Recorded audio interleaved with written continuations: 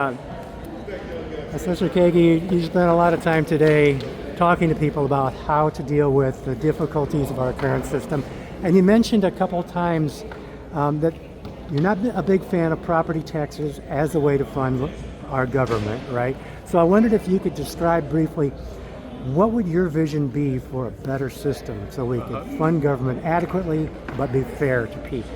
Sure. I think there's a multi-layered group of approaches that we could take. As we talked about, the first big piece is most of our property taxes are for schools, and we know our property taxes in Illinois are a lot higher than they are in Indiana. The basic reason is the state is one of the last states in the nation in terms of ranking for providing state funding for our schools. It provides about 25%, 30% of school budgets. In Indiana, it's closer to 50%, and that's about the national average.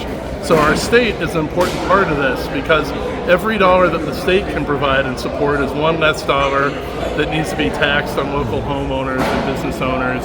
And the state has the ability to tax incomes, to tax people who are earning dividends and stock wealth and bonds and all these other things, or people have high incomes. They can tax that to help pay for our schools. So that's the first thing, because otherwise it falls very heavily on people who are unemployed, who are caregivers, who are on fixed incomes. So that's the first thing I'd address.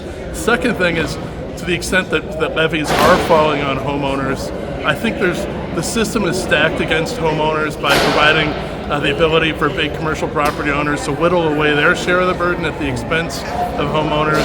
And how do we solve that? We need better data. We need other rules that require appraisals that people use in the appeals process not to be imaginary values, but they need to be held to higher standards so that people like Home Depot and Walmart, who are owned by the wealthiest people in the nation, aren't seeing their bills fall while homeowners have to make up the difference. That's not right, so that's something we could fix. Third of all is the state has a mechanism called the circuit breaker, which can provide relief for property taxes for the people who need it most if they only fund it. So we need a funding stream at the state level to provide that kind of relief.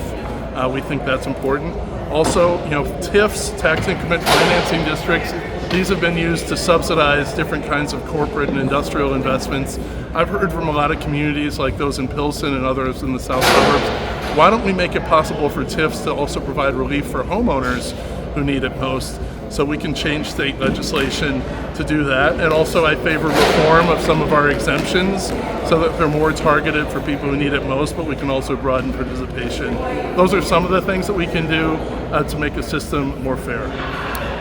How do people go about that, advocating for that? Well, what we saw today was a great example of the citizenship of people in Homewood and nearby communities like Glenwood and Flossmoor.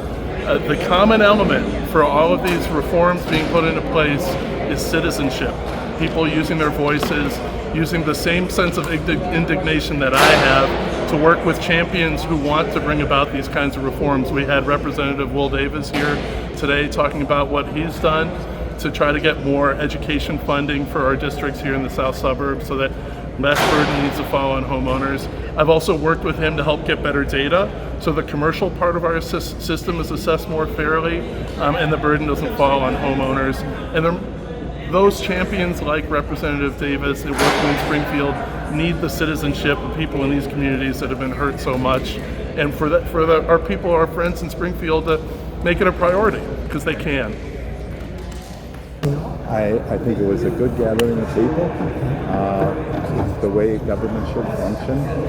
Mr. Kaegi attempted to answer questions, as did Representative Davis. It's too bad that the governor wasn't here. He could have seen what people are facing on a day-to-day basis. Unfortunately, his office never responded.